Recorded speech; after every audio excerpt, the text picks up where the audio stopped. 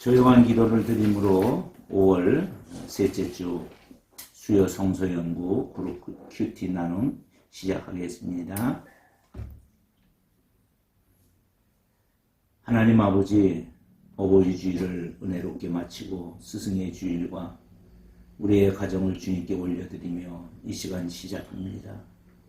말씀에 저자인 성령님께서 우리 마음속에 함께 하시사 우리가 하나님의 말씀을 주의 음성으로 듣고 마음판에 새겨서 말씀이 이끄는 대로 이끌림을 받는 우리의 삶이 되게 하여 주시옵소서. 아멘. 이 자리에 앉아서 함께 말씀을 나누는 사람이나 말씀의 창문을 열어놓고 하나님 은혜를 함께 나누는 이들이나 모두가 동일한 은혜로 역사하여 주옵소서. 아멘. 예수님 이름으로 기도 올립니다. 아멘. 우리 찬송 393장 오 신실하신 주 내 아버지요, 우리 찬양하면서 하나님께 나가도록 하겠습니다. 393장입니다.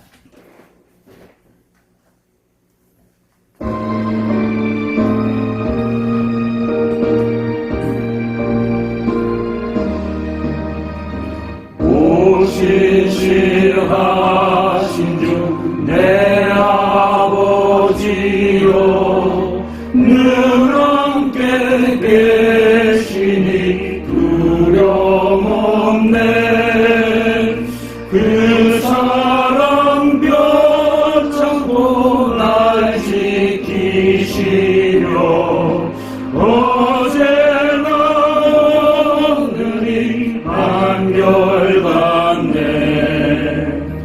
오 신실하신 주, 오 신실하신 주, 날마다 자비를 베푸시며 일용할 모든 것 내려주시니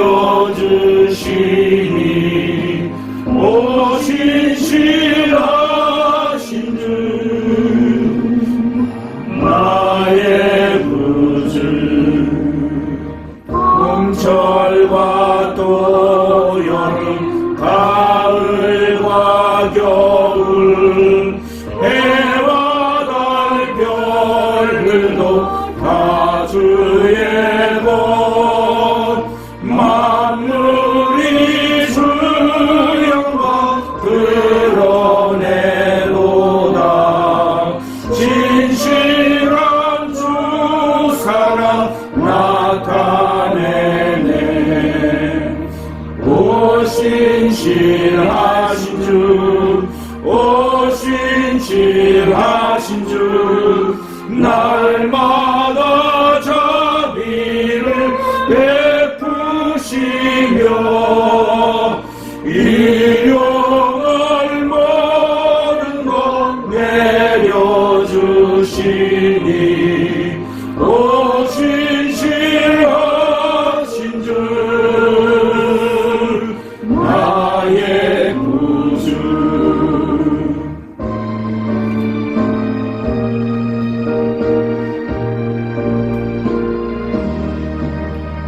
내 죄를 사하여 아니하시고 주친이 오셔서 인도하네. 오늘의 힘내고 내일의 소망, 주만이 만복을 내리시네. 오 신실하신 주, 오 신실하신 주, 날마다 자비를 베푸시며 일용할 모든 것 내려주시니 오 신실하신 주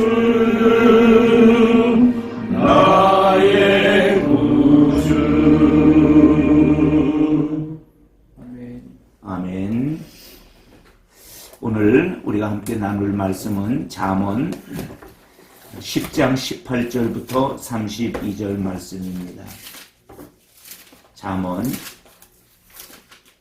10장 18절부터 32절.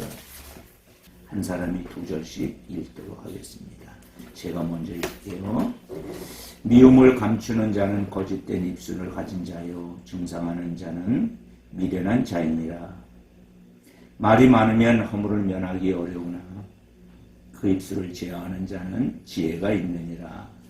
의인의 혀는 수능과 같거니와 악인의 마음은 가치가 적으니라. 의인의 입술은 여러 사람을 교육하나 미련한 자는 지식이 없어 죽느니라. 여호와께서 주시는 복은 사람을 부하게 하고 근심을 겸하여 주지 아니하시느니라. 미련한 자는 행악으로 낙을 삼는 것 같이 명철한 자는 지혜로 낙을 삼느니라. 악인에게는 그의 두려워하는 것이 임하거니와 의인은 그 원하는 것이 이루어지느니라. 회오리 바람이 지나가면 악인은 없어져도 의인은 영원한 기초 같으니라. 한 절씩 읽겠습니다. 게으른 자는 그 부리는 사람에게 마치 이에 식초 같고 눈에 연기 같으니라. 여호와를 27절. 여호와를 경외하면 장수하느니라. 그러나 악인의 수명은 짧아지느니라. 의인의 소망은 즐거움을 이루어도 악인의 소망은 끊어지느니라. 여호와의 도가 정직한 자에게는 산성이요 행악하는 자에게는 멸망이니라. 세 절을 합독해서 읽겠습니다. 의인은 영영이 이동되지 아니하여도 악인은 땅에 거하지 못하게 되느니라. 의인의 입은 지혜를 내어도 배역한 혀는 배임을 당할 것이니라. 의인의 입술은 기쁘게 할 것을 알거늘 악인의 입은 폐역을 말하느니라. 아멘. 오늘은 셋째 주 슬기로운 신앙생활 중에 세 번째 시간 성실한 지혜에 대한 말씀을 함께 나누면서 은혜를 나누겠습니다. 아멘. 성실이라는 말은 정성스럽고 참되다 그런 뜻이죠. 특히 잠언은 언어와 삶의 방식에서 겉과 속, 처음과 끝이 진실하고 한결같은 성실을 요구합니다. 그래서 인생의 위기를 자초하고 인간관계를 위협하는 거짓 입술과 게으름의 폐해를 수없이 지적하고 있습니다. 이것은 또한 의인과 악인, 지혜로운 자와 어리석은 자를 구별하는 구별법이기도 합니다. 첫째 우리가 다룰 것은 어떤 말을 하는지 보면 어떤 사람인지 알 수 있다. 이렇게 되어 있습니다. 자, 그 중에 이제 1절, 18절부터 21절까지 먼저 말씀을 나눌 텐데, 18절부터 19절. 어리석은 자의 입술에서 드러나는 가장 큰 특징이 무엇일까? 이미 우리가 말한 대로, 미움을 감추는 자는 거짓된 입술을 가진 자고, 증상하는 자는 미련한 자이니라. 이렇게 말을 하고 있어요. 어리석은 자의 첫 번째 특징이 뭐예요? 거짓. 그 다음에 무절제함. 이게 여러분 절제한다는 게 얼마나 소중한 일인지 모릅니다. 근데 무절제라는 말은 절제하지 못한다. 이게 댐 있죠.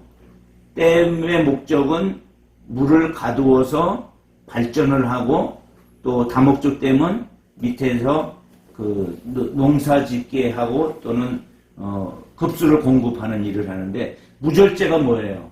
넘어가 버리는 거예요. 저수지가 넘어버리는 거예요.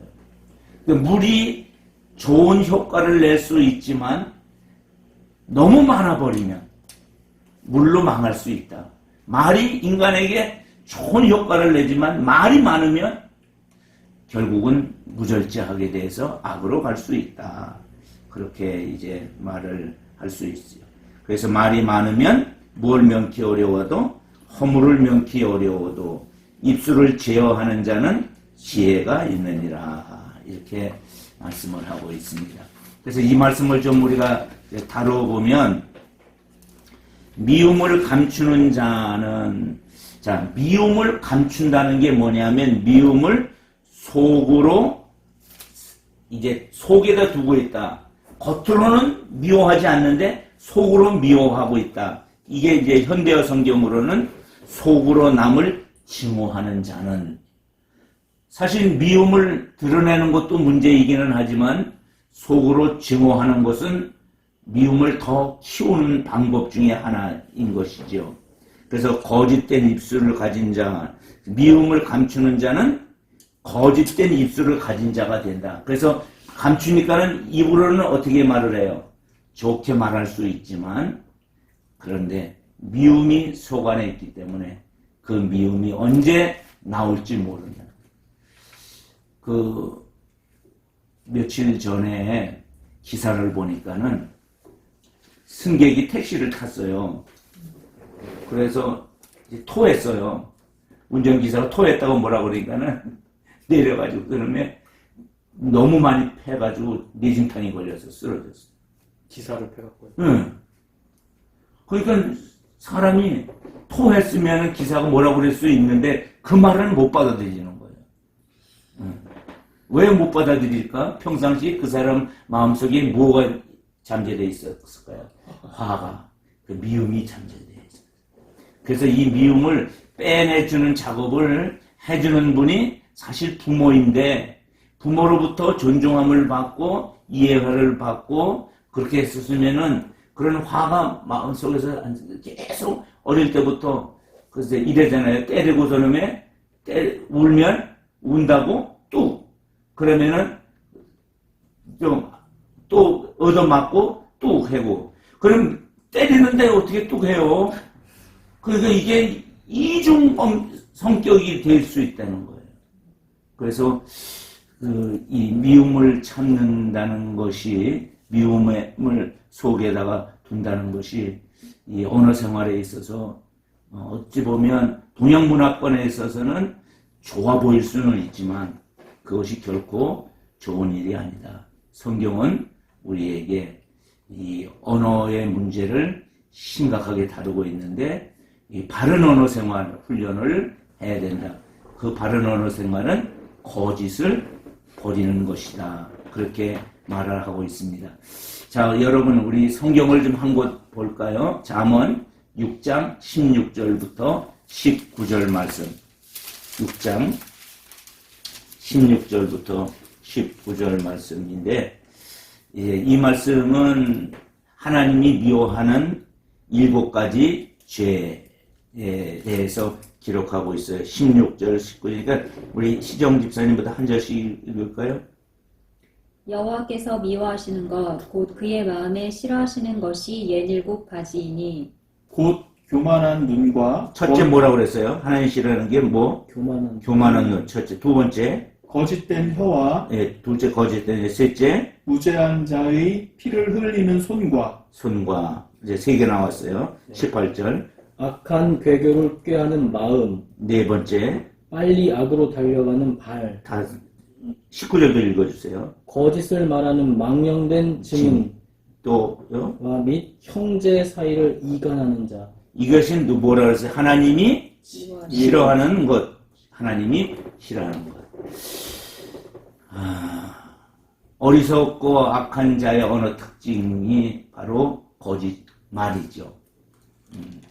거짓말이라는 것은 진실을 포장하는 거예요. 진실이 빠져 있는 거예요. 거짓을 하는데 제일 손해보는 사람이 누굴까요? 거짓말하는 자예요, 사실. 자기가 자기 인생을 속이고 있는 거예요. 그런데도 떳떳이에요. 보이스피싱이 아무리 생각보다 이상해요. 거짓말하는 거 아니에요. 그 전화되고 불특정 다수에게 걸려드는 사람이 또 있어요. 저 같은 사람이.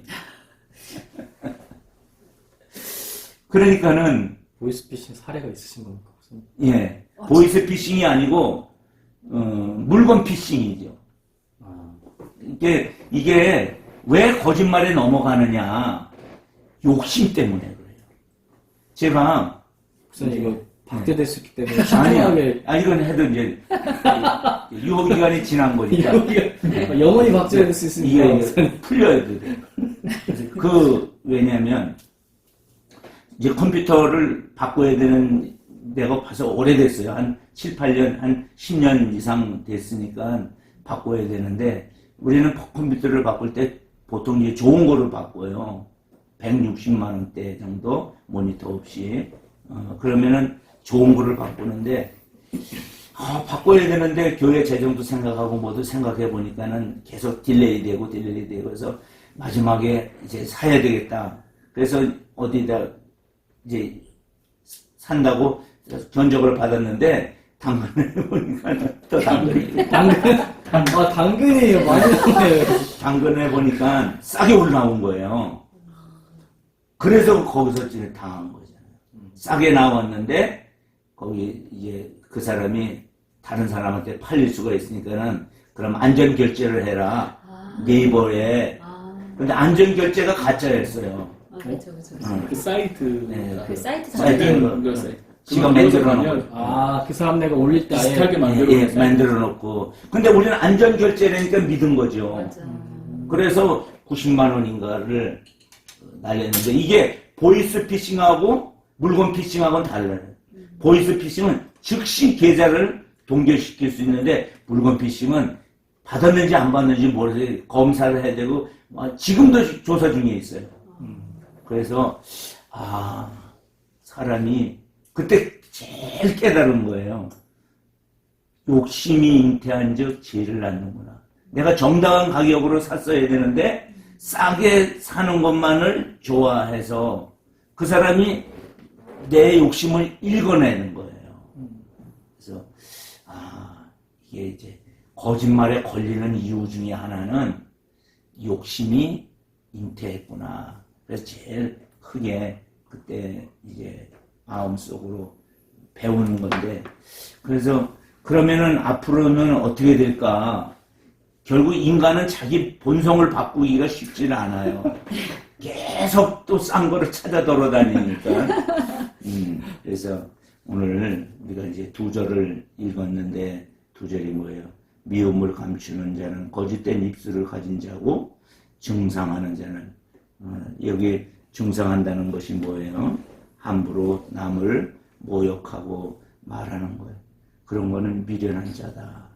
말이 많으면 허물을 명키 어려울지만 입술을 제어하는 자는 지혜가 있느니라.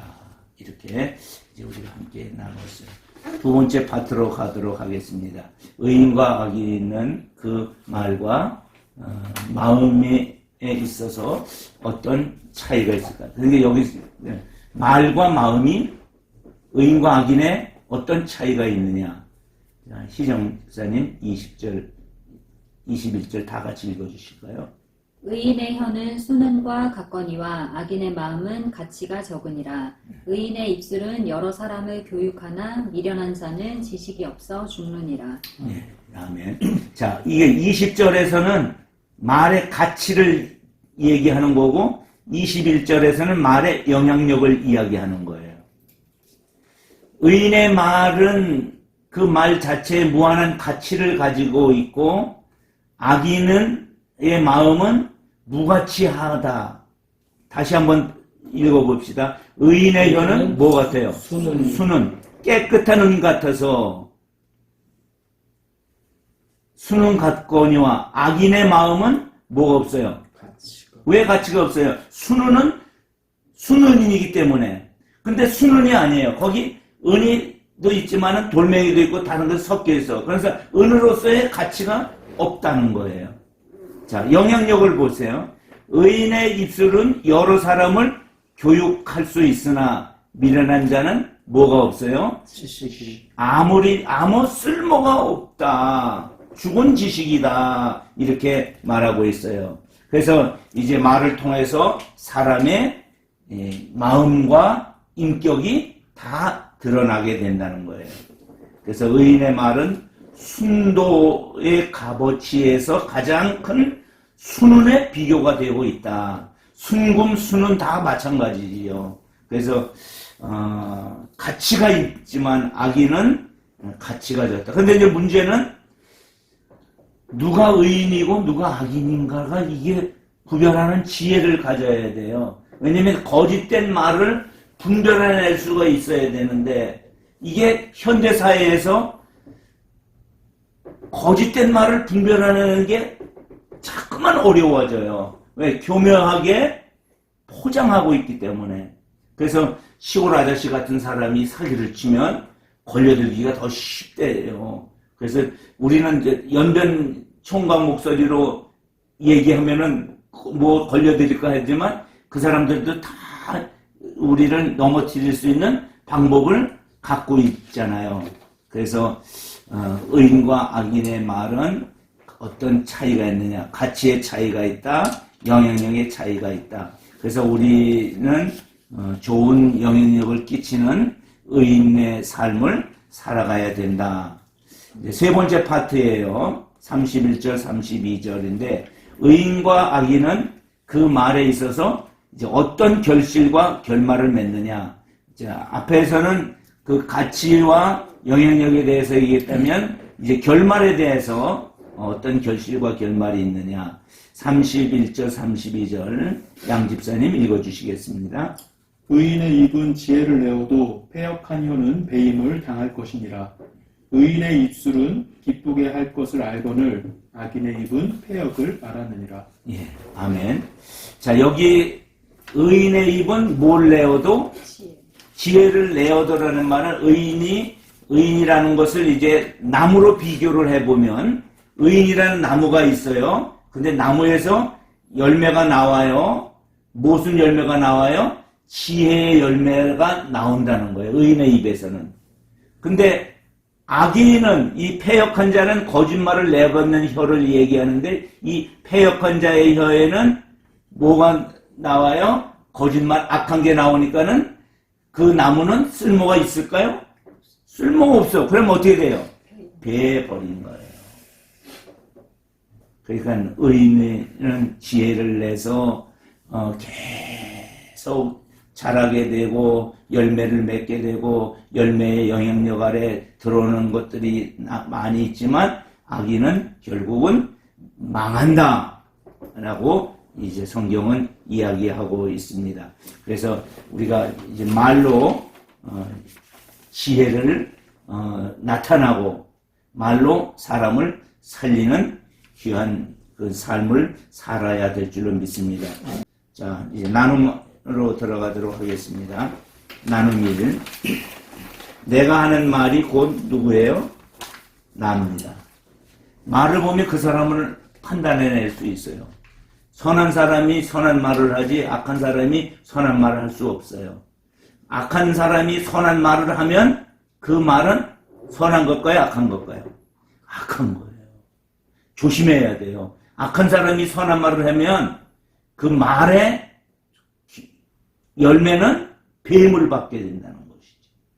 그래서 말로 남을 살리기도 하고 또는 해하기도 하며 공동체를 세우기도 하고 허물기도 하는데 이제 이게 여러분들이 미리 공부를 해와서 알지만 적용하기가 참 어려웠었죠.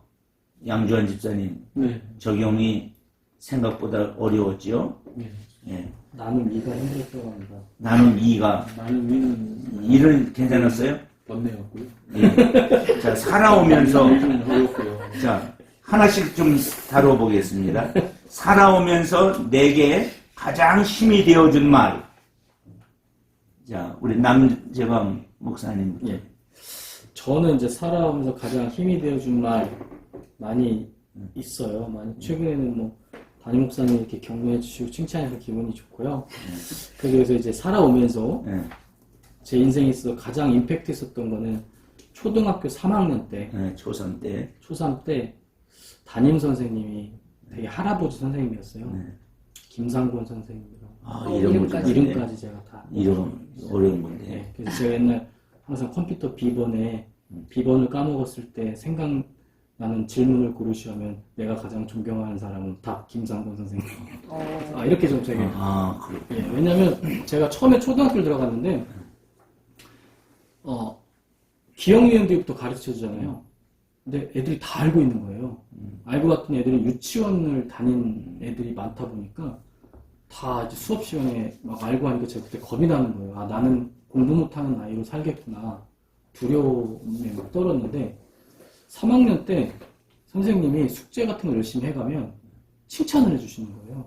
칭찬을 해주시고 뭐 이렇게 질문하면 대답하면 또 칭찬해주시고 그러면서 다른 친구들이 다 있는데 저를 이제 일어나라고 해서 칭찬해 주셨어요. 공개적으로. 아, 재광이는 앞으로 공부를 잘할 것 같다. 저는 이제 1학년 때, 2학년 때 막 그렇게 뭐 열심히 했지만 엄청 잘하는 친구는 아니었어요. 근데 그 선생님이 그 말을 듣고 용기가 생겼어요. 아, 나도 하면 잘할 수 있겠구나. 그래서 그 말에 제가 자극을 받아서 그 선생님한테 어떻게 보면 저 말하신 거를 내가 어떻게든지 그 실없는 애가 되지 않기 위해서 내가 정말 그런 애가 돼야겠다. 좀 열심히 했어요. 그 다음부터 성적이 50%씩 급등하는, 갑자기 뭐 절반 시험 볼 때마다 중간고사 기말. 그러니 말 한마디가. 그 말 한마디에. 근데 사실은 그 선생님은 누구에게나 해줄 수 있는 말이었었는데 근데 어찌 보면 더 들을 기가 있었던 예. 거죠. 그래서 그 마지막 또 시험 때는 누가 1등 했는지 얘기 안 해주시는 거예요. 그러면서 재광아, 너네 아버지 내일 학교 오라고 하셔라. 그래서 갑자기 근데 이제 제가 이제 막 닭살 돋았어요. 막 싹 돋았어요. 혼내려는 건 아닌 것 같고 그래서 아버지한테 얘기를 그날 저녁에 가서 말씀드렸는데 아버지가 너무 기뻐하면서 다음날 뭐 짜장면을 사드렸다라는 뭐 얘기가 있어요. 그러니까 1등 했다는 예, 그 얘기를 저한테 얘기 안 해주고 그래서 저희 아버지한테 말하기를 재광이한테 그때 얘기해서 칭찬을 해주면 같은 반이었어요? 아니, 저는 같은 반이 된 적이 없어요. 한 번 딱 있었고 네. 그 같은 초중고를 다녔지만 같은 반을 한 번만 됐어요. 아, 약간 뭐라고 13년 동안. 그래서 대부분의 선생님들이 시내권에 사는 친구들이 잘하니까 학원도 다니고 그러니까 많이 칭찬해주는데 이 선생님의 그때 그 말 한마디가 저의 인생을 바꾼 말이 아니었을까. 그게 쉽게 얘기하면 철나는 거죠. 그 한마디가 그 전에도 수없이 들었을 수도 있었겠지만 근데 그때는 그 말이 그러니까 그 선생님의 인격이었을 거예요. 그게. 그 선생님 아마 많은 학생들이 비번을 김상곤 선생님이라고 했을 것 같아요. 그랬을 것 같습니다. 왜냐면 훌륭하신 분은 이게 아까 얘기했잖아요. 지혜가 나무처럼 해서 열매를 많이 맺는 좋으신 선생님이시. 우리 양 집사님은 힘이 되어주면 고백만 하는 거죠. 예. 저는 잘 기억은 안 나고 항상 희정 집사가 톤 높이세요. 네, 희정 집사가 저한테 오빠 필요한 사람입니다. 내가 나한테 딱 맞는 사람이다. 이런 말을 해줄 때가 나의 존재의 가치나 이렇게 의미를 있게 해주는. 그래서 근데 우리 지금 이렇게 얘기할 때 시정 집사의 그 표정을 봤어요? 안 봤습니다. 난 봤어요. 네. 너무 좋아하는 거. 근데 그냥 한마디로 사람을 더 잘하게 만들고 착해지게 만들고 더 잘할 수 있게끔 만들어주는 것 같아요. 그런 말들로 인해서 어떻게 보면 잡아갔던 건지 모르지만 전략인지 모르지만 저는 그래도 이 사람한테 필요한 사람이다. 더 잘해야 된다. 이런 마음이 들게 시정 집사님의 사랑의 언어가 격려네요. 네. 격려해주. 본인도 격려를 받기를 원하지만 네. 그렇게 이제 격려를 해주고. 네. 받기만 하면 격려해주지는 않습니다. 영상 편집 때 이때 뭐 하나 넣어줘야겠어요. 특수효과. 그래서 뿌리 같은 거 이렇게 잘해. 필요한 사람이야. 그전에 되게 필요 없다고 느끼셨나봐요. 저는 약간 자존감이 많이 없었어갖고 희정 집사 만나고 자존감이 좀 회복되고 좋아요. 그래요. 네, 저 지금도 이렇게 같이 가도 사진을 잘 안 찍는 이유가 저는 저 스스로 이렇게 사진 찍히는 게 별로 안 좋거든요. 신영 집사님 이런 얘기 들 때 기분이 어떠세요? 근데 이제는 하도 만성이 돼서. 아니 자기가 저를 만나고 나서 제 먹거리래요. 제주에서 먹히는 얼굴이라고 자기가 자존감을 너무 올린 거 아닙니까? 많았는데 왜냐면 제 친구들이 저희 신랑을 보고 너무 잘생겼는데 멋있는데 이걸 몇 번을 한 거예요. 아. 그래서니 그 인사치레를 한 거예요? 내가 제주대학을 왔었어요. 지식을 하고 나서 자기는 제머거리라고 그렇게 하면 이 영향력의 90%는 아내가 만들어준 거예요. 아, 그렇습니다. 연애 때 다 만들어주셔가지고. 네. 그렇다면 이제 우리 시정 집사님에게 있어서 가장 힘이 되어준 말.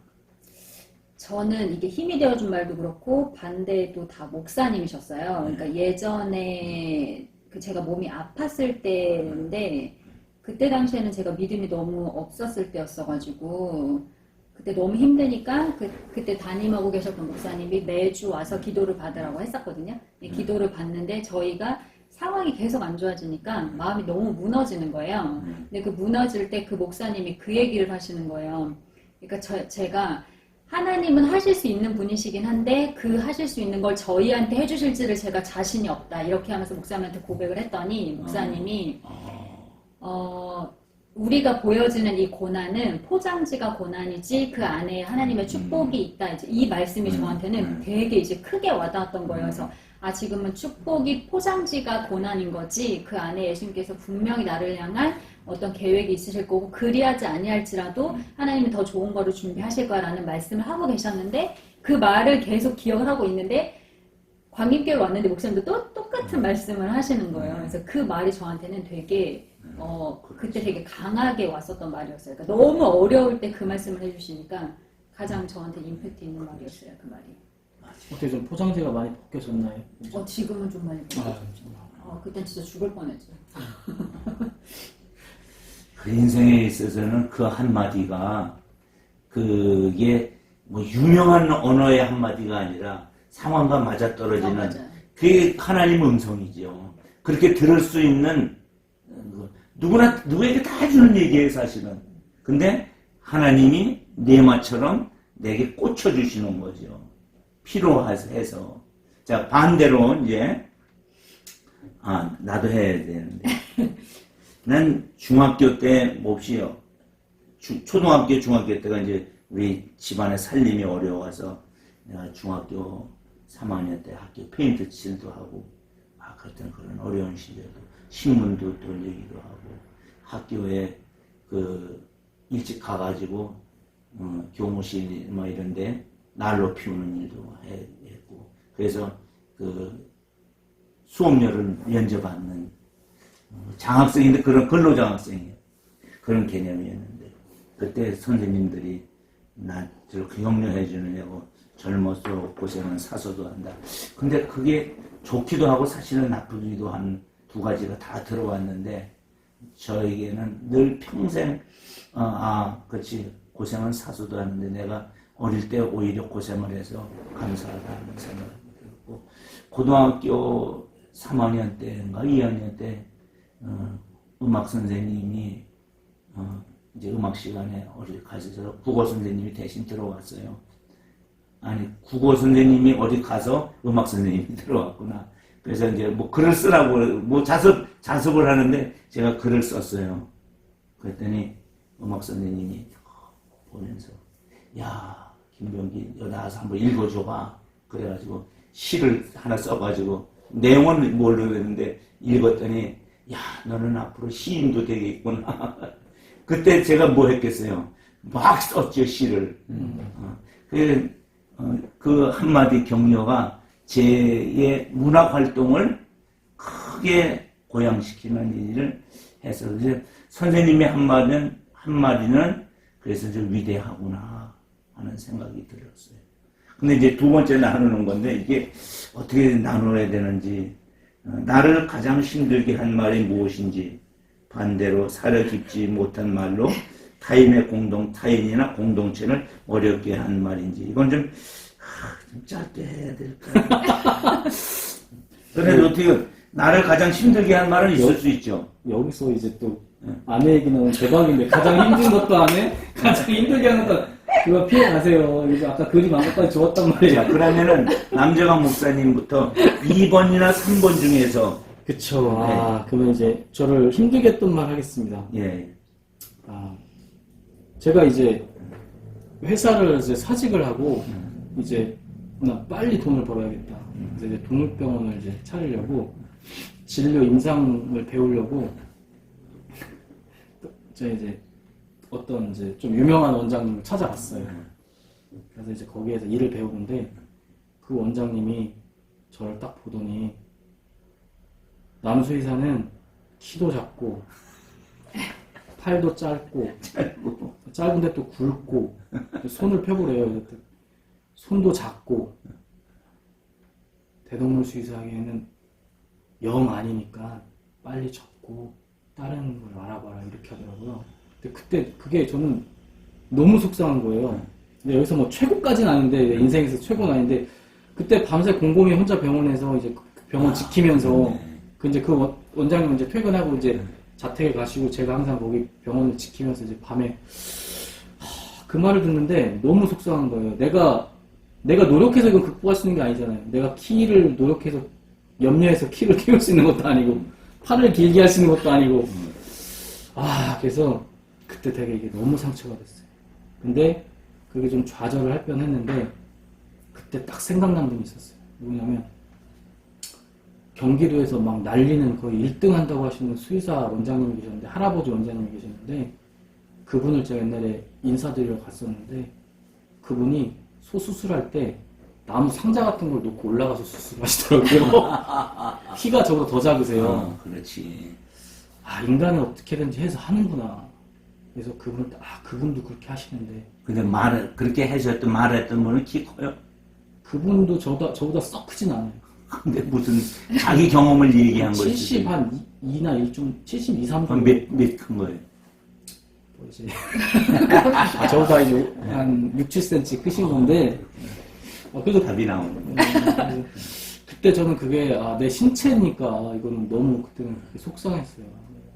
키 작은 걸로 또 많이 놀림을 당했는데 여기까지 와서 내가 이거 안 되겠다라고 얘기하니까. 그래서 그 수의사 말 때문에 그만두진 않았잖아. 그쵸. 해석을 했을 거 아니야. 해석을 했는데 거기서 나중에 그냥 나왔어요. 나오긴 했어요. 몇 개월 그 밑에서는 도저히 6개월 정도 못 견디었구나. 6개월 정도 해서 좋은 말을 많이 안 해주시니까 계속 안 될 거다, 못 할 거다 이렇게 하니까 잘 나온 것 같아요. 예.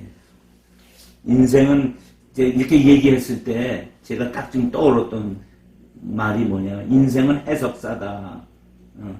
해석이 그게 아무리 말을 해도 내가 해석을 잘하면 그 말이 내 안에 비수로 들어오지 않고 양약으로 들어올 수도 있다. 근데 비수로 들어오는 말들이 있어요. 그 해석을 뚫고 그러면 정말 못 견디지요. 그래서 꼭 그걸 뚫고 집어넣는 사람이 있어. 아주 전문가들이죠. 그쪽에 재능 있으신 분들 예, 있어요. 우리 양 집사님은 어떤 거 하실래요? 급하게 바꾸신 거 아니죠? 여기 안에 많은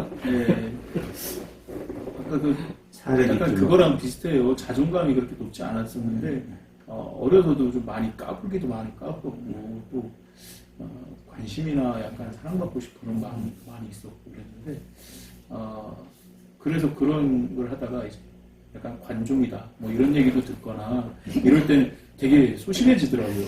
그런 것도 있고 다시 대학을 이제 미대 입시를 해서 들어갔을 때 다시 해서 들어가니까 23살에 들어왔습니다. 근데 다들 이제 노인네라고 하고 또 선배들도 어떻게 보면 저보다 어리고 하니까 그때부터 학교 생활이 좀 되게 이제 소심해지고 뭐 했어요. 그래서 같은 또래도 없고 저보다 한 살 어린 애들도 있었는데 22살에 들어온 애들도 걔네도 한 3명이서 무리져서 다니고 하면서 저는 같이 낄 데가 없는 게 있었어요. 그래서 그 시절이 되게 많이 다시 좀 이게 꿈이다 생각해서 미대를 다시 갔지만 더 외롭고 어려운 시간을 보냈었어요. 그래서 혹시요 어릴 때 부모님으로부터 칭찬을 많이 못 들어요? 생각하시는 부모님은 어떤 스타일이셨어요? 저는 약간 부모님을 약간 무섭게 생각을 많이 했어요. 칭찬이나 그런 것들은 해주셨을 것 같은데 그냥 좀 뭐랄까 엄하고 무서운 그렇게 어머니. 되지. 그래서 뭔가 실수나 잘못하면 회초리도 맞고 이렇게 그런 것들이 좀 더 있는 것 같아요. 근데 아내 결혼하니까 아내가 부모님 상이었어요? 아니면 아까 들어보니까는 부모님 상 같지 않고 해철이 있는 거 같아요. 아니, 그러니까 부모님 상도 반이 있는 것 같습니다. 근데 다른 게 있었던 것 같아. 그래도 칭찬을 해주는 그거는 해주는 결정적 영향력이. 네. 근데 말을 가장 못 좀 이해가네. 약간 슬픈 게 저 스스로도 약간 슬픈 게 어머니 아버지 하면 막 그 눈물 날 정도로 애틋하고 뭐 이렇게 사랑이 느껴지진 않아요. 그러다 보니까 저는 아까 그게 어머니랑 확 다른 게 이렇게 이제 애틋하고 사랑하는 느낌을 많이 느끼다 보니까 많이 채워짐을 그러니까는 느끼고.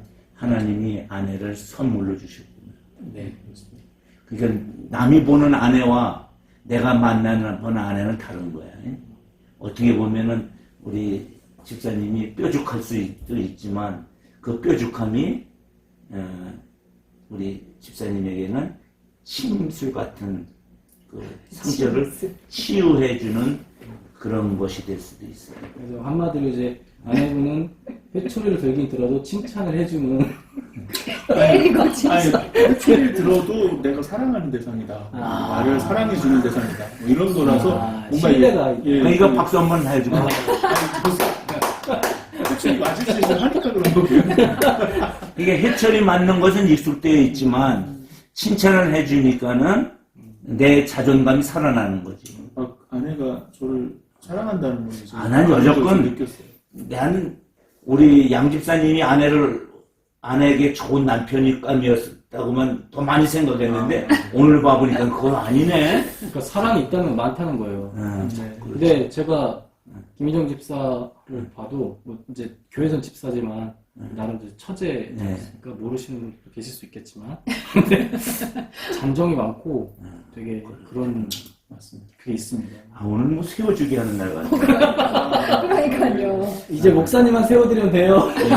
그러면은 우리 희정 집사님에게 있어서는 둘 중에서 하나를 선택해서 이야기한다면 어쩌? 저도 이게 아까 해야 하는 것도 저를 해했던 말 중에 저는 사실 원래 모든 말들을 막 크게 기억하거나 뭐 이렇게 계속 담아두는 스타일은 아니에요. 근데 예전에 제가 아팠을 때 되게 친하신 목사님이셨는데 그 목사님이 너의 죄 때문에 네가 암이 왔다 이 말이 전 되게 충격이었거든요. 그거 진짜 해서 해줄 수 없는 말인데. 아니, 그 말을 했는데 그게 지금은 그냥 되게 친하고 그냥 아무렇지 않게 하긴 했는데 기억을 하라 그러면 그 말이 사실 충격이긴 해요. 그리고 그때는 믿음이 막 제대로 안 서 있는 상태에서 이렇게 하니까 내가 진짜 너무 죄 지어서 안 왔나 보다. 나 너무 잘못해가지고 하나님 나한테 벌 줬나 보다. 이렇게 오해하게 되더라고요. 그러니까 하나님은 그런 분이 아니신데 그러면 하나님 내가 잘할 때는 잘해주시고 못할 때는 못해 조건의 하나님이 아니시잖아요. 근데 그 말이 저한테는 사실 되게 바닥까지 가게끔 했었던 말이긴 해요. 왜냐면 안 그래도 힘든데 얹어진 그렇지. 듯한 느낌이 약간 있었어요. 그 분을 조사해야 돼. 그분도 마음에 뭔가 예. 왜냐면 하나님이 무서운 하나님이라. 그러셨어요. 심판하시는 하나님만 생각하지.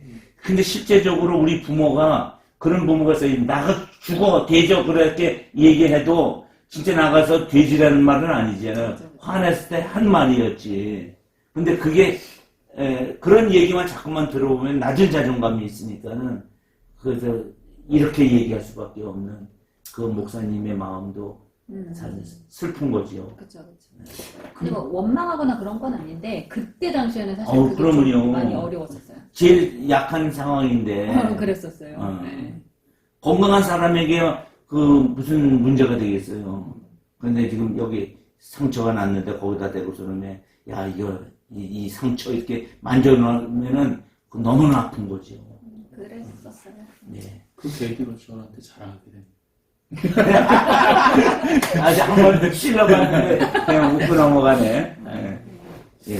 저는 이제 제가 그 낮은 자존감 중에 하나가 아버지와 똑같다는 얘기를 듣는 거였어요. 아내로부터.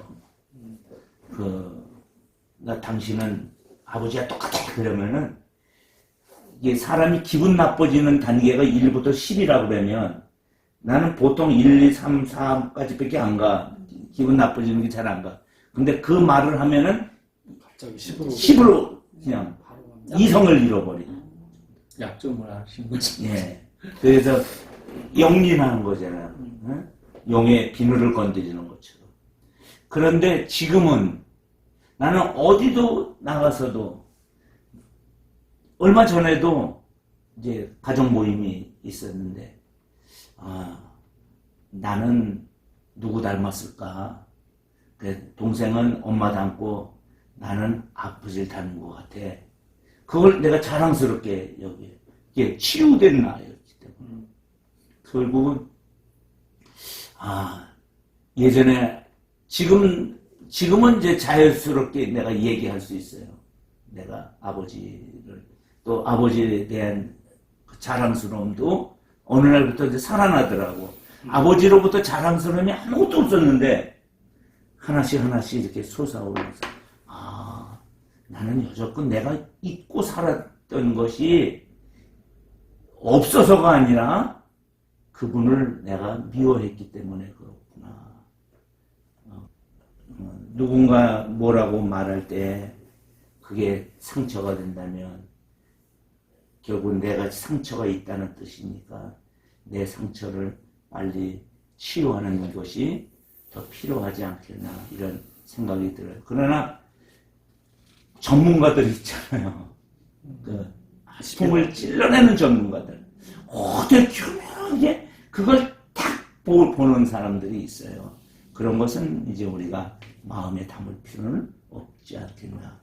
두 번째, 무엇에 관심을 두고 무엇을 낙으로 삼는지를 보면 이제 관심을 두고 낙으로 삼는 것을 보면 그 사람이 어떤 사람이 알 수 있다. 어떤 사람인지 알 수 있다. 미련한 자와 명철한 자는 즐거움의 방법이 틀리더라. 자, 23절 읽어보겠습니다. 시작. 미련한 자는 행악으로 낙을 삼는 것 같이 명철한 자는 지혜로 낙을 삼느니라. 자, 미련한 자는 무엇으로 낙을 삼아요? 행악. 여기 행악이란 말은 남을 못 살게 짓누르고 착취하지 않고서는 잠을 못 이룬다. 현대 성경은 그렇게 어든지 약하게 그래서 이렇게 덫을 놓고 뭐 그렇게 넘어지게 만들고 막 이렇게 한데 그걸 뭐로 삼아? 낙으로 삼아. 이건 이 악한 자들은 끝까지 악해요. 사실 악하게 사는 사람이 이 선으로 바뀐 것은 그 사람의 그 내면 세계 안에 특별한 은혜가 임한 거지 악한 사람이 변하기는 참 쉽지 않아요. 반대로 명철한 자는 제 삶을 깨달은 사람이죠. 명철한 자는 뭐로 낙을 삼아요? 지혜로 낙을 삼는다. 슬기롭게 사는 것을 즐겁게 여긴다. 이렇게 말하고 있어요. 악한 짓을 남 목사님 악한 일을 해봤었어요? 했겠죠. 했겠지. 지금 발표하기는 어려워서 그렇지. 그럴 때 꺼리낌이 있을 수 있었죠. 그렇죠. 두려움도 있을 수 있었죠. 그렇죠. 이게 악한 자는요. 악한 짓을 하고 꺼리낌도 없고 두려움도 없고 도리어 낄낄대며 희열을 느낀다는 거예요. 죄의 낙을 느낀다는 거예요. 참 이게 폐역한 거죠. 그래서 여러분 왕따 시키는 애들 보세요. 걔가 왕따 당할 애예요? 나로부터 뭐를 입어야 되래요? 사랑을 입어야 돼요. 왜냐면 연약한 존재니까. 근데 사랑을 입을 대상에게 사랑을 주지 아니하고 못 살게 굴어서 돈을 뜯어내고 그렇게 하는 것을 보면 죄의 낙을 누리고 있는 것과 같지 않겠나. 그가 즐거움으로 삼던 그 악이 그를 결국 어둡게 하고 마비시키고 결국 파멸시키도록 역사를 하는 걸 봐요. 제가 중학교 때 이렇게 동네에서 아주 악하게 했던 그 공부도 안 하고 막 이렇게 그 대장 노릇하던 애들이 있어요. 우리 선배도 있고. 나중에 이제 나이가 조금 먹어서 보니까는 제대로 된 사람이 없더라고. 예, 제대로 그냥 아주 인간 말종같이 됐더라고. 그래서 그때도 그 대장 노릇을 하는 게 아니라 아주 정말 보기가 너무 안타까울 정도로 그런 사람들 보게 됐습니다. 25절 말씀을 우리 한번 읽어볼까요? 10장 25절 시작. 회오리 바람이 지나가면 악인은 없어져도 의인은 영원한 기초 같으니라. 아멘. 회오리 바람. 진짜 회오리 바람 있죠? 토네이도. 우리나라에서 회오리 바람은 용오름이라고 그래서 멋있게 생각하지만 이게 토네이도가 부는 미국 같은 데는 태풍보다 훨씬 더 강렬하잖아요. 그래서 회오리 바람이 불 때에 악인은 어떻게 돼요? 없어져. 그 회오리 바람이 다 이게 심판의 모습이에요. 심판. 회오리 바람은 심판이 있으면 악인은 소망이 끊어지고 자취조차도 찾기 어렵게 되지만 명철한 자는 지혜를 즐기고 그 기초를 든든히 세우기 때문에. 그래서 예수님께서 산상수훈 말씀하시고 마지막에 주신 말씀이 뭐예요? 지혜로운 자는 기초를 반석 위에 세운 사람같이 돼서 바람이 불고 비가 오고 창수가 나도 무너지지 아니하느니라. 그렇게 그래서 지혜로운 사람이 되기를 바랍니다. 의인이 되기를 바랍니다. 예수 그리스도 위에 기초를 세우기를 바랍니다. 그래서 우리는 영원히 멸망받을 존재인지 아니면 영원한 하늘나라에서 영생을 누릴 존재인지는 우리가 오늘의 삶으로 결판난다는 사실을 기억하시기 바랍니다. 나는 내가 갈망하고 욕망하고 갈망하며 소망하는 것이 곧 나이다. 욕망하고 갈망하고 소망하는 것. 그것이 자기다. 이 말에 대해서는 이해가 되죠. 내 마음이 나다. 우리 아까도 그런 말씀. 내가 지금 생각하는 거에 나다. 나 이상이거나 나 이해할 수 없다. 요즘 나는 주로 어디에서 즐거움을 찾습니까? 남 목사님 어디서 즐거움을 찾아요? 저요? 예. 수요 성소에. 너무 준비되면 예. 편집할 거고. 편집하려고 막 웃기는 거죠 지금. 편집하기. 근데 그렇게 왜 좋아해요? 예? 근데 이 말은 이게 좋아할 말이 아닌데 어제 미안한 말인데 그래도 웃자고 하는 얘기예요. 저는 여러 가지 낙이 있는데요. 사실 독서, 그다음에 영화 보기, 많이 있는데, 요즘 이제 제가 조그만 이렇게 소소한 핸드폰 게임도 하나 이렇게 하면서, 나름 재밌더라고요. 그래서, 그것도 하고 있고. 그게 하나만 얘기하세요. 모든 걸 다 끄집어내서 치부를 드러내지 마시고. 아니, 양지원 집사님은 주로 어디서 즐거움을 찾습니까? 예. 이하동 이번에 제가 하나 또 느낀 것 중에 하나가,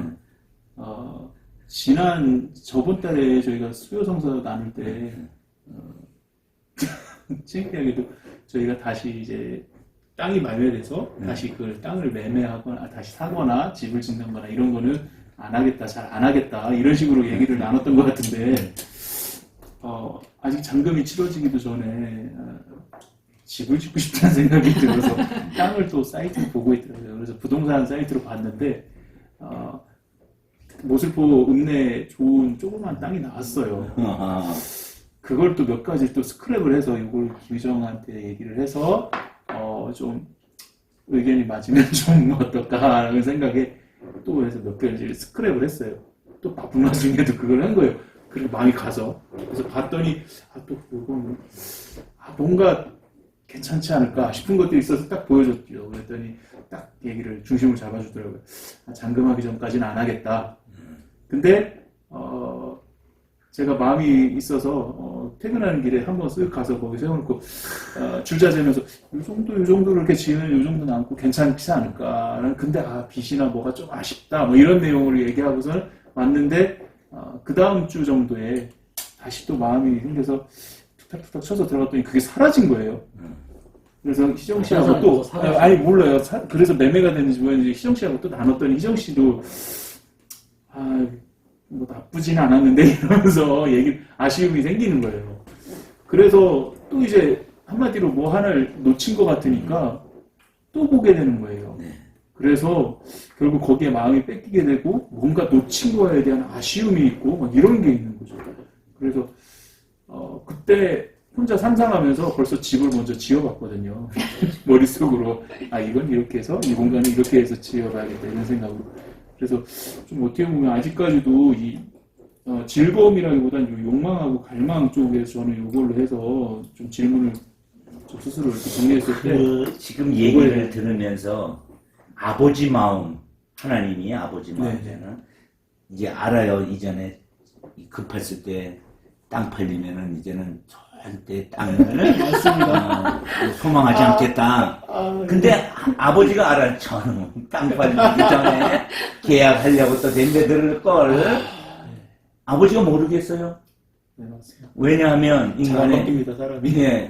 인간의 필요를 이 지구상에 인구가 아담 혼자만 있었을 때에도 하나님은 이후에 모든 아담을 생각했듯이 하나님 아세요. 그러니까 거기에 대해서 우리가 너무 제약시하겠는지 하나님 이렇게 소원했으니까 이걸 내가 안 갚아드리면 하나님이 근데 아까 그 얘기예요. 너 안 걸린 게 네 죄 때문에 했다.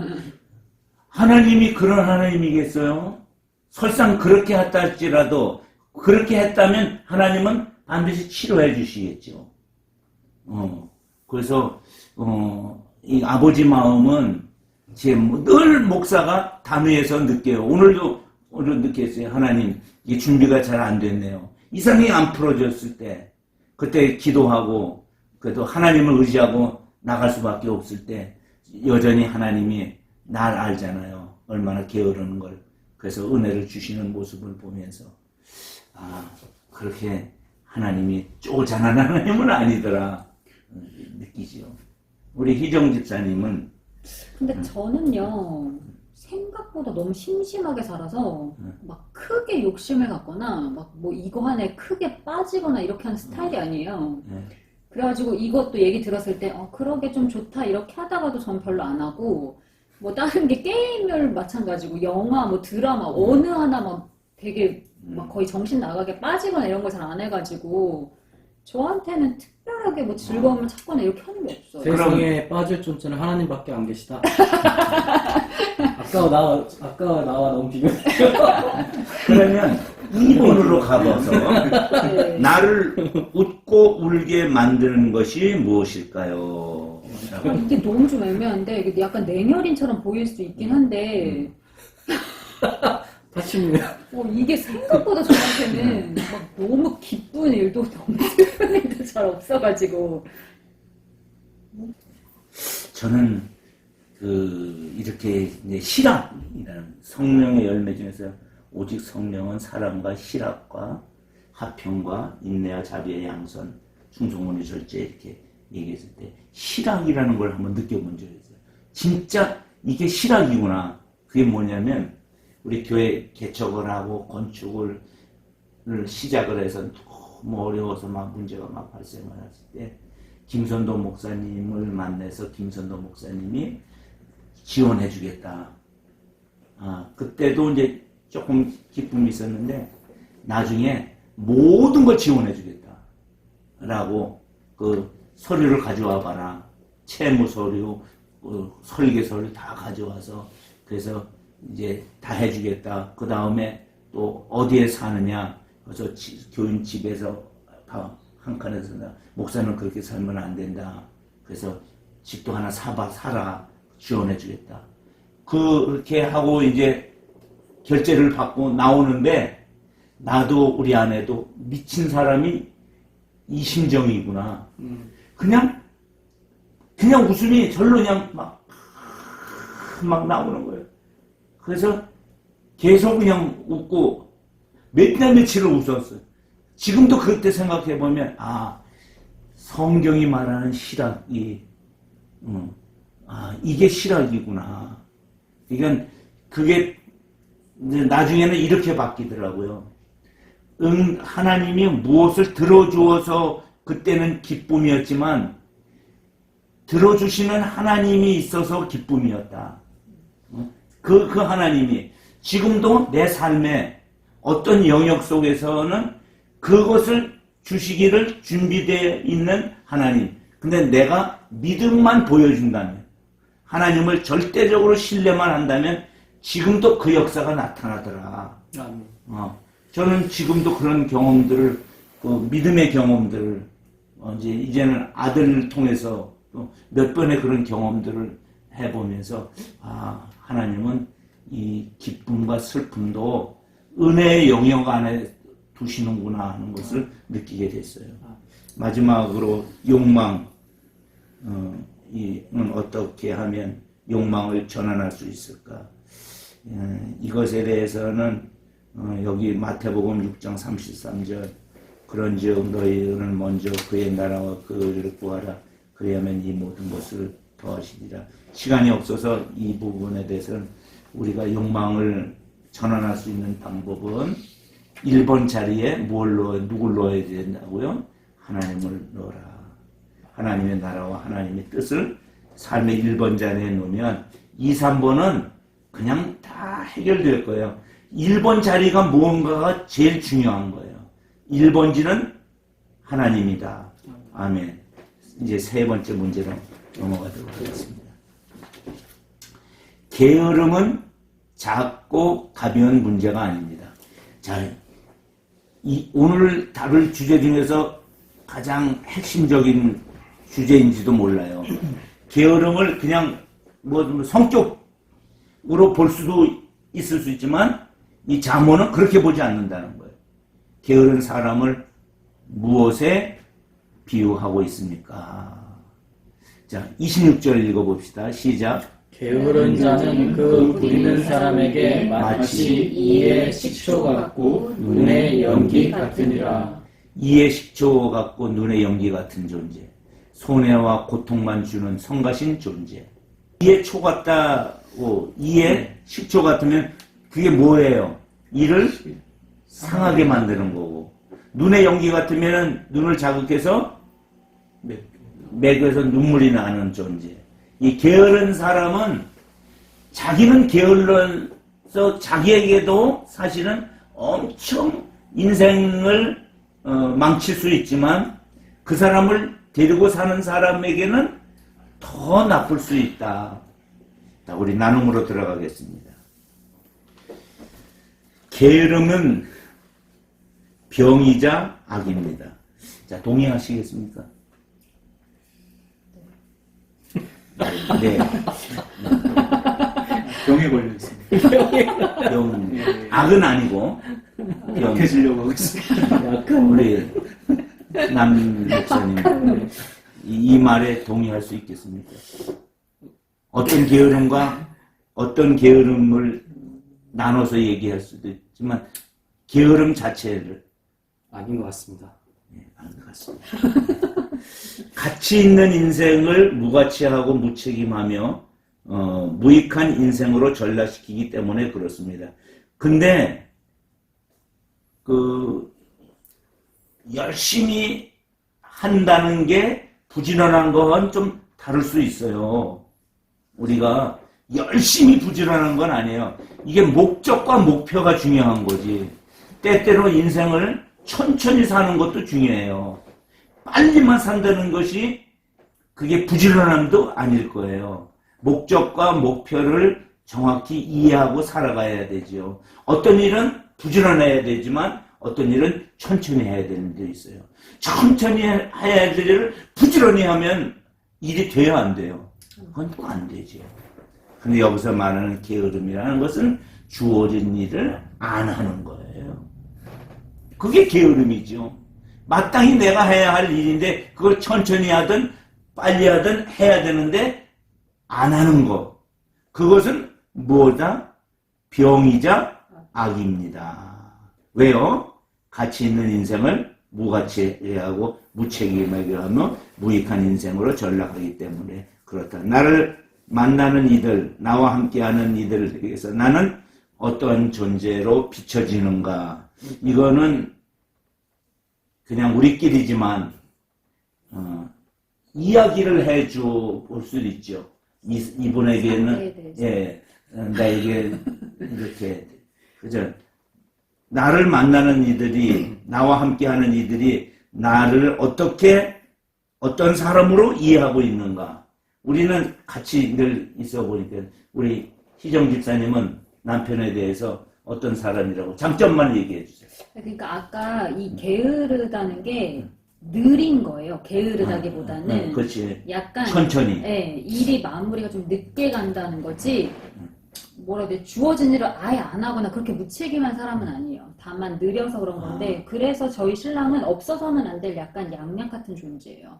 왜 그러냐면 예, 그러니까 제가 너무 빠르기 때문에 이런 느린 사람이 사실 필요하거든요. 왜냐면 제가 너무 급하게 할 때가 너무 우리 급하게 할 하고 좀 똑같은 얘기를 해요. 맞아요. 근데 이게 왜냐면 둘 다 빠르죠. 무슨 일을 할 때 첫선에 하고 끝선에 마무리하고. 약간 그런 스타일. 예, 우리도 그래요. 우리 집사람은 무슨 과업이 떨어지면은 그날 해서 그 이튿날 끝내. 저도 그래요. 우리는 마지막 전날 시작해서 마지막 날 초일기를 하고. 맞아요. 무리라는 말에 그러니까 마무리를 하기는 해요. 다만 그게 다 기간이 이제. 조금 느려지고 그러니까 답답하죠. 그거는 그런데 근데 여기서 생각하는 게으름의 병에 대해 아까 제가 주변을 얘기할 때 여기는 그런 쪽은 그건 아니었어요. 아니죠. 다른 사람 생활의 습관을 얘기하는 네, 거예요. 다른 사람은 아예 자기 삶 자체를 거의 포기하다시피 하는 그런 사람들이 있으니까 그런 그렇죠. 거였고 여기는 술 그래도 퍼먹고 막 이렇게 아예 조절을 애를 못하는 돌보지도 않고. 그런 거예요. 김희정이 없었다면 그렇게 살았어요. 오늘 근데 이 집은 첫 번째 나눌 때도 그 계약을 전화를 받았었죠. 아, 네. 두 번째 나눌 때는 땅이 팔렸죠.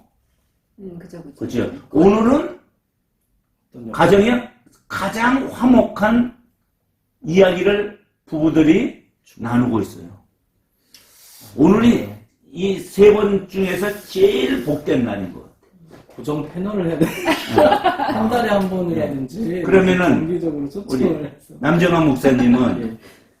남정환 목사님을 좀 얘기해 줘 보면 우리 친구로서 또는 동서로서 박제될 수 있기 때문에 뭐 제가 이렇게 제가- 부담드린 건 아니고요. 제가 그때 남재광 목사님은 좀 뭐랄까 아까 그 목적이라는 거에 대해서 목적 지향성에 대해서는 상당히 좀 철저한 분이다. 그 본인이 하루를 시간을 보내면서 뭔가 그 자기가 이루어야 될 계획들을 세워놓고 그것에 미치지 못했을 때는 자기가 하루를 낭비했다라는 얘기를 하더라고요. 그래서 그럴 수도 있는 거 아닌가? 나는 그렇게 생각을 하면서 안 되는 날은 좀 안 할 수도 있고 쉴 수도 있는 거지 왜 그걸 낭비했다라고 생각하지? 그렇게 생각하다 보면 뭐 그 다음날 생각났을 땐 또 확 치고 나가서 이게 목표를 딱 찍을 수도 있는 거 아닌가? 저는 약간 그런 성격인데 여기는 이제 딱 그날마다 자기를 이렇게 좀 채찍질하는 그런 부분이 있는 난 거죠. 지금 이 카메라에 보입니까 이 얼굴이? 그래서요. 지금 이 얼굴이 말할 때 나와요, 저도. 나오죠. 네. 근데 이 얼굴이 지금 아주 미안하게 여기는 얼굴이 아니, 어색해서 이렇게. 그래서 저는 그걸 그게 되게- 아니야. 그게 사실이 그런 거예요. 네네, 되게 높게 봅니다. 그래서 본인이 좀 자책할 때도 있더라고요. 자기 스스로 이만큼 하려는데 못했다, 그걸 못 미쳤다라고 할 때는 자책을 하더라고요. 그래서 저럴 수도 있구나, 좀 뭔가 네. 자기한테 좀 인색하다 이런 생각을 좀 해볼 정도로 게으름 없이 잘 자기 얘기를 하는 것 같습니다. 예, 그러면 이제 다 돌아갔다 치고 여기 근심과 고통만 주는 눈의 연기 같은 성가신 존재입니까? 없어서는 안 될 양약 같은 존재입니까? 이렇게 얘기할 때 이제 이것이 누구를 얘기해서 자신을 이렇게 또 낮게 이야기할 수는 없죠. 우리가 어떤 인생이 하나님이 이 땅에 우리를 보내면서 근심과 고통만 주는 존재로, 눈의 연기 같은 존재, 성가신 존재로 하나님 보내지는 않았으니까. 그래서 우리는 이제 결론으로 얘기하면, 오늘의 결론은 나는 없어서는 안 될 양약 같은 존재가 되어야 되겠다. 그럼 우리 오늘 이렇게 기도했으면 좋겠습니다.